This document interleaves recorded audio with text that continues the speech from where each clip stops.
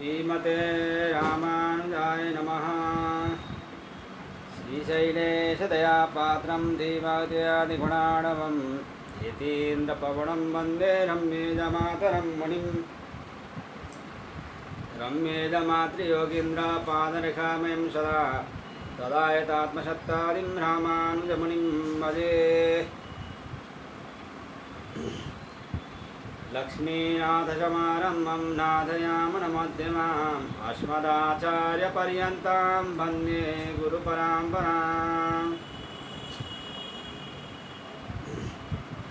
श्रीमच्छठार्यतिराजकृपावलम्बं सौम्योपयन्त्रिगगनाद्रिमुनीन्द्रभक्तं वेदान्तयुग्मविशदीकरणप्रवीणं रामानुजं यतिवरं गुरुमाश्रयामः।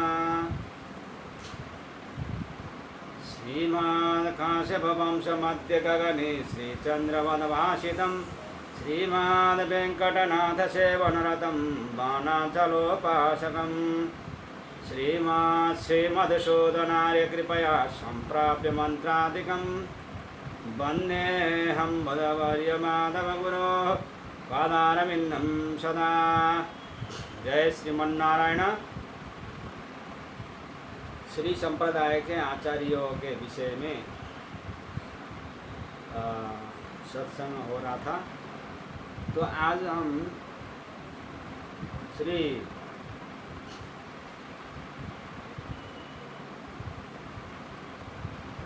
नाथ मुनि जी के विषय में संक्षिप्त सत्संग करेंगे। पहले हम लोगों ने नाथ मुनि के विषय में सत्संग थोड़ा किया था।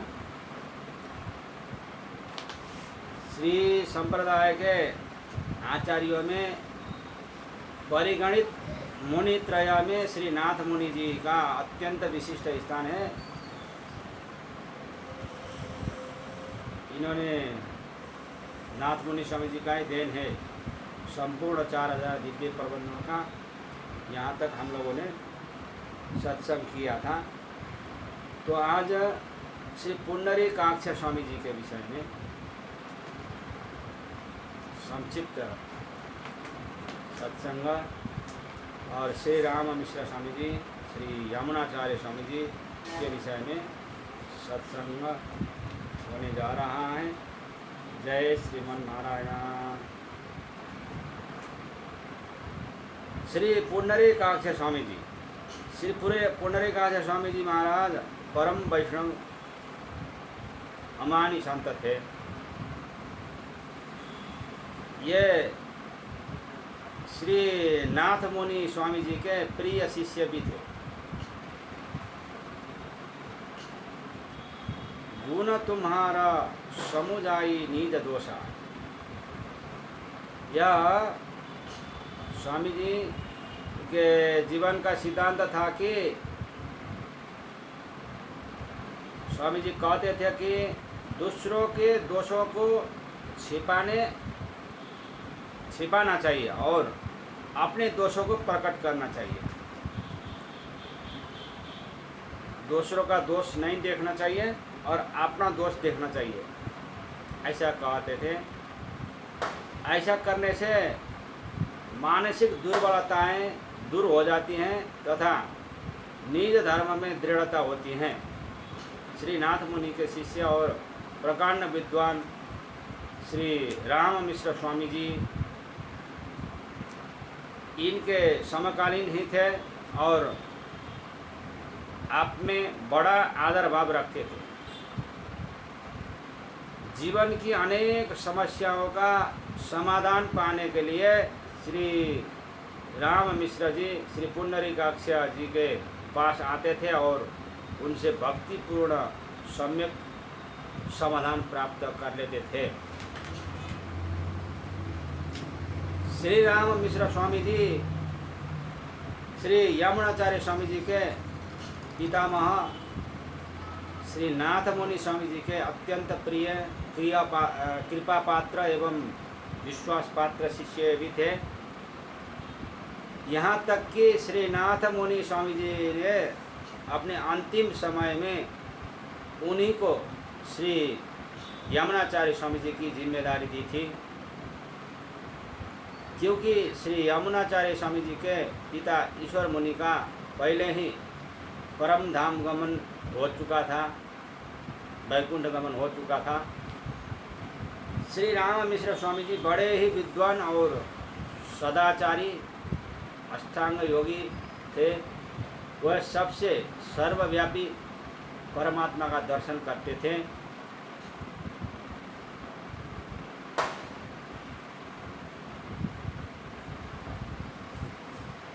अब हम लोग श्री यमुनाचार्य स्वामी जी के अवतार एवं उनका श्री वैष्णव दर्शन का प्रचार के विषय में संक्षिप्त सत्संग करेंगे। श्री राम मिश्र स्वामी जी के सर्वप्रथम श्री बगीपुर के कोई लक्ष्मी नामक श्री वैष्णव शिष्य हुए और इसके बाद इनके अन्य 5 विद्वान शिष्य हुए। इन्होंने उन शिष्यों को श्री वैष्णव दर्शन का उपदेश दिया। उस समय आप श्रीरंगम में रहते थे, किंतु आपको अपने परमाचार्य के पौत्र श्री यमुनाचार्य स्वामी जी की उत्पत्ति की चिंता हमेशा रहती थी। उस समय श्री ईश्वर मुनि जी अपने पितृगृह में ही श्री वीरनारायणपुरम में रहते थे। कुछ दिनों के बाद आपको धातु नामक संवत्सर के कर्कट राशि के सूर्य के होने पर, जब पूर्णिमा तिथि को शुक्रवार था, अनुराधा नक्षत्र में श्री रंगनायकी देवी के गर्भ से भगवान के सिंहासन के अंश से एक पुत्र पैदा हुआ। इस समाचार को सुनकर श्री राम मिश्र स्वामी जी को अत्यंत ही प्रसन्नता हुई। जन्मा शौच संस्कार के संपन्न होने पर श्री राम मिश्र स्वामी जी श्री वीरनारायणपुरम पधारे और जन्म के 12वें दिन उस पुत्र को भगवान विष्णु के आयुध शंख चक्र से चिन्हित करके उसके कान में अष्टाक्षर एवं द्वय मंत्र का उपदेश कर और 12 अक्षर का जप करते हुए श्री ईश्वर मुनि जी के द्वारा उसका नाम श्री यमुनाचार्य रखवाया। यही यमुनाचार्य आगे चलकर बहुत बड़े विद्वान हुए। आपके समय समय से सभी संस्कार संपन्न हुए। यज्ञ पवित्र संस्कार संपन्न हो जाने पर आपने उपाध्याय के यहाँ वेद पढ़े। वेद अध्ययन काल में एक ही बार किसी भी पाठ को सुनकर श्री यमुनाचार्य स्वामी जी को यह पाठ कंठस्थ हो जाता था। इनकी इस अलौकिक प्रतिभा से आपके ऊपर आचार्य अधिक प्रसन्न थे। वेद अध्ययन संपन्न हो जाने पर आपके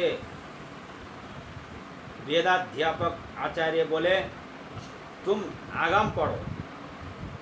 तो आपने कहा, श्रीमान, इससे भी तो वही बातें हैं जो पहले पढ़ ली गई है। इसको सुनकर आचार्य आपकी विचारण शक्ति से बहुत प्रभावित हुए। इसके बाद आपने 6 शास्त्रों का अध्ययन किया, 6 शास्त्रों का अध्ययन किया। श्री यमुनाचार्य स्वामी जी के पिता ने आपको विशिष्ट विद्वान बनाने की इच्छा से आपको महाभाष्य भट्ट के यहाँ व्याकरण पढ़ने के लिए भेजा। आपने कुछ काल तक अपने व्याकरण के आचार्य की सेवा करते हुए वहीं अध्ययन के लिए निवास किया। उसी समय चोल राज का राजपुरोहित बहुत बड़ा विद्वान हुआ उसने शास्त्रार्थ में सभी पंडितों को पराजित कर दिया। एतदर्थ सभी पंडित उसको प्रत्येक वर्ष 10 स्वर्ण मुद्राएं दिया करते थे। यह मुद्रा का कर श्री भाष्य भट्ट जी को भी देना पड़ता था। यमुनाचार्य स्वामी जी के गुरु को भी देना पड़ता था।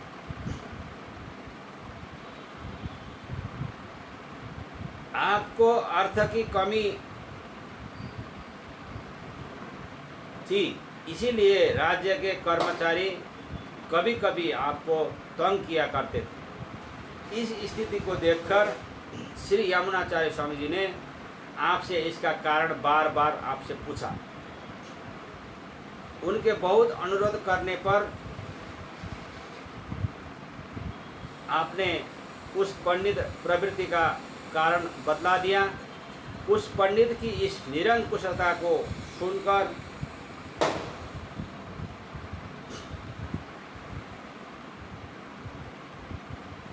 श्री यमुनाचार्य स्वामी जी को अत्यंत क्रोध आया और आपने राज्य के कर्मचारियों को डांटते हुए कहा कि मैं एक श्लोक लिख देता हूँ, उसे ले जाकर तुम लोग अपने राजपुरोहित को दे देना।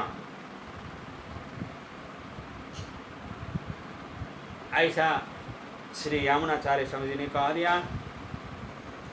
न वयं कवयस्तु केवलम न वयं केवल तंत्र पारगः अपितु प्रतिवादिभिकर प्रकटाटोपवे पाटनक्षमाः।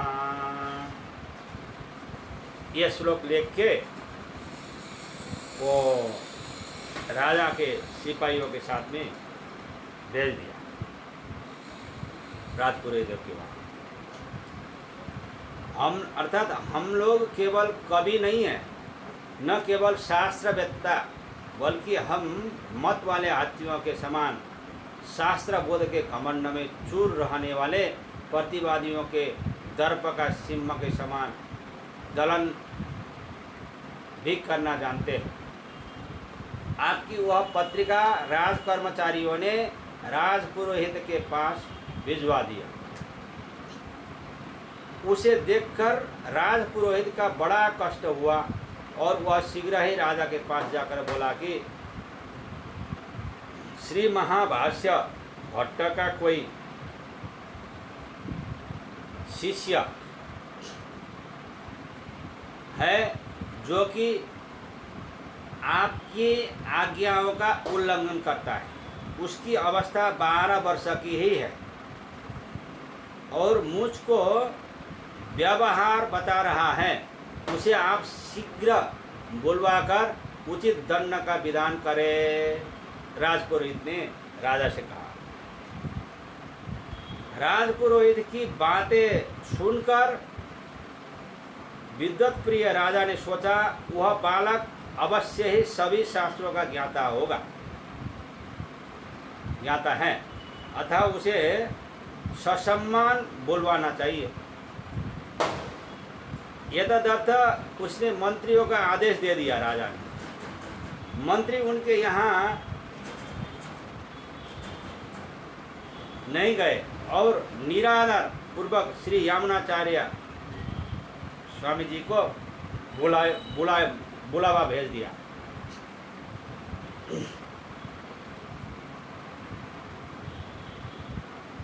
आप मंत्रियों की अवहेलना करते हुए बोले, हम इस तरह राज दरबार में नहीं जाते।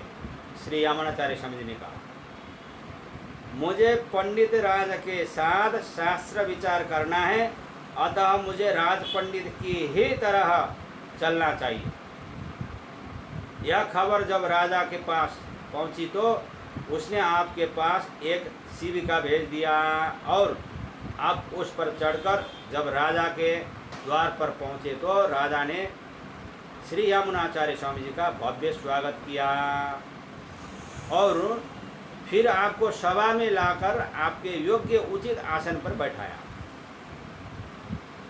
आपको आए हुए सुनकर राजपुरोहित भी अपने अनुगामी विद्वानों के साथ पधारे। वहाँ पर राजपुरोहित को आया हुआ देखकर आप उससे शास्त्रार्थ करने का उपक्रम करते हुए बोले, तुम विचार करके देख लो कि अभी तो हिमालय कोई ऐसा है जिसने मेरे समान संपूर्ण शास्त्रों का अध्ययन किया हो।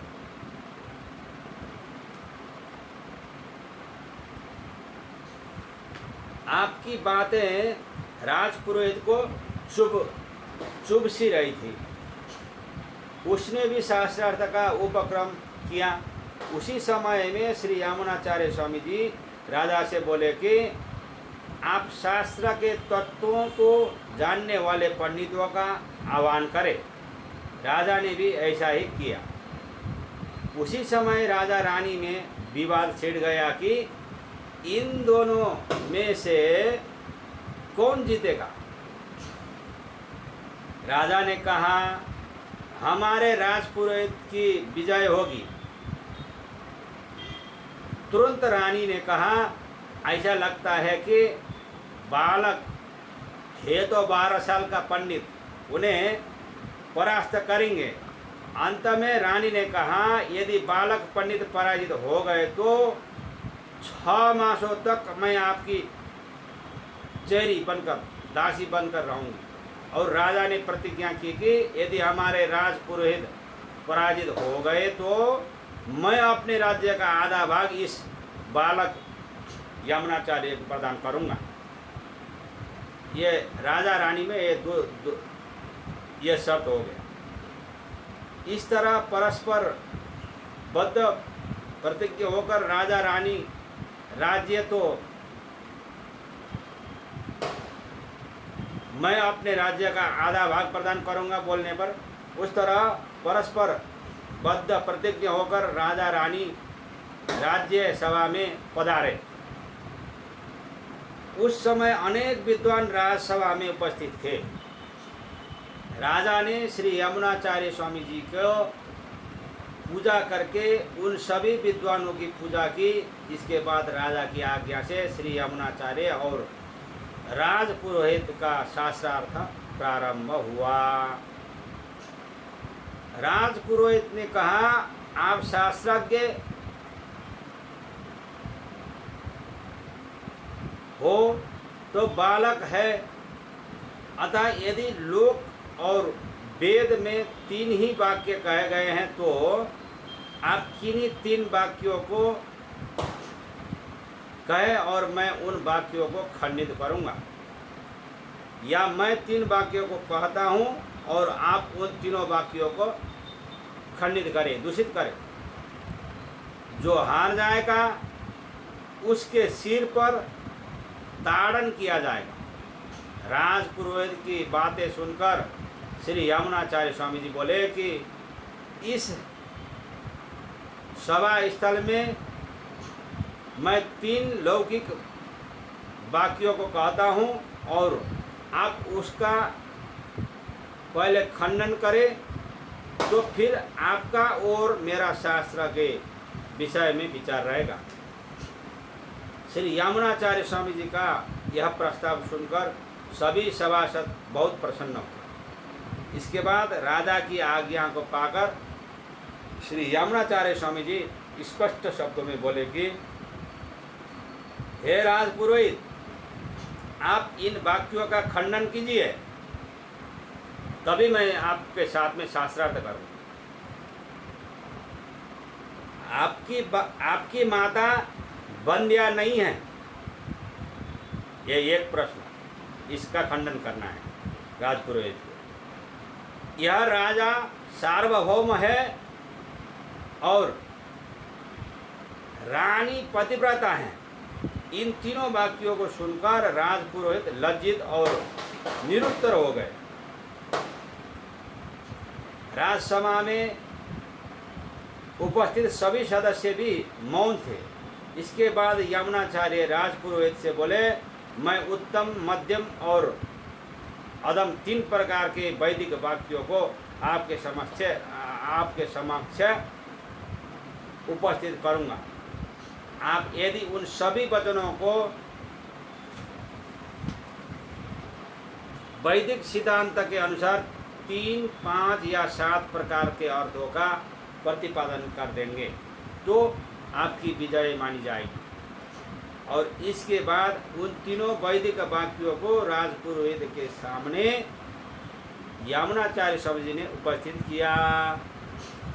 राजपुरोहित उन वाक्यों का युक्ति युक्त अर्थ प्रतिपादन करने में असमर्थ होकर निरुत्तर हो गए। इसके बाद श्री यामुनाचार्य स्वामी जी की राजा ने घोषणा की और राजपुरोहित के दंड विधान के विषय में श्री यामुनाचार्य स्वामी जी की अनुमति मांगी। विजय हो गए श्री यामुनाचार्य स्वामी। अब क्या दंड दिया जाए, पहले जो शर्त अनुसार तो यामुनाचार्य स्वामी जी से पूछा गया तो यामुनाचार्य स्वामी जी बोले कि श्री राजपुरोहित वृद्ध और विद्वान है, अतः उनके ही द्वारा प्रतिपादित दंड का विधान उनके लिए नहीं रहेगा। मैं उनके सिर पर प्रताड़न नहीं कर सकता हूँ। हाँ, मेरे द्वारा विजित हो जाने के कारण आपका यह विजेता चक्र चिन्ह नहीं रह सकता है। साथ ही सभी विद्वान आपको जो प्रतिवर्ष 10 स्वर्ण मुद्राएं प्रदान करते हैं वो नहीं प्रदान करेंगे। आज के बाद श्री यामुनाचार्य स्वामी जी की बात सुनकर सभी विद्वान पंडित बहुत प्रसन्न हुए। उस समय राजा से आधा राज्य प्राप्त करके रानी ने आपको वह राज्य प्रदान कर दिया और आपका नाम रख दिया आलवांदार। आलवांदार बोल के रानी ने संबोधित किया। जीतने वाला, सर्व विजयी होने वाला। उसके बाद आप अपने आचार्य की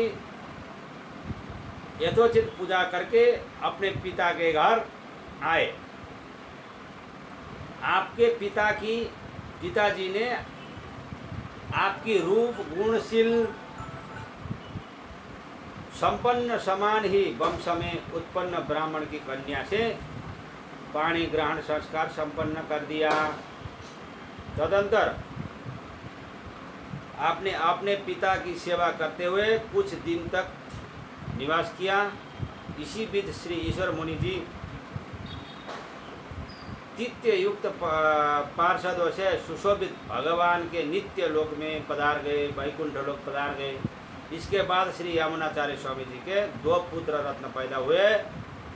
ज्येष्ठ का नाम था श्री वररंगाचार्य, जो दिव्य प्रबंधों के आचार्य हैं, और कनिष्ठ का नाम था श्री स्वट्टपूर्णाचार्य। इस तरह सब प्रकार की संपत्ति से परिपूर्ण श्री यमुनाचार्य स्वामी जी ने अपने बंधु बांधवों के साथ भगवत एवं भागवतों की सेवा करते हुए निवास किया। जय श्रीमन्नारायण। अस्मद्गुरु जय जय, परम गुरु जय जय, श्री सर्वगुरु रामानुज जय जय, रामानुज जय जय, यतिपति जय जय, श्री धरणीधर फणिपति जय जय।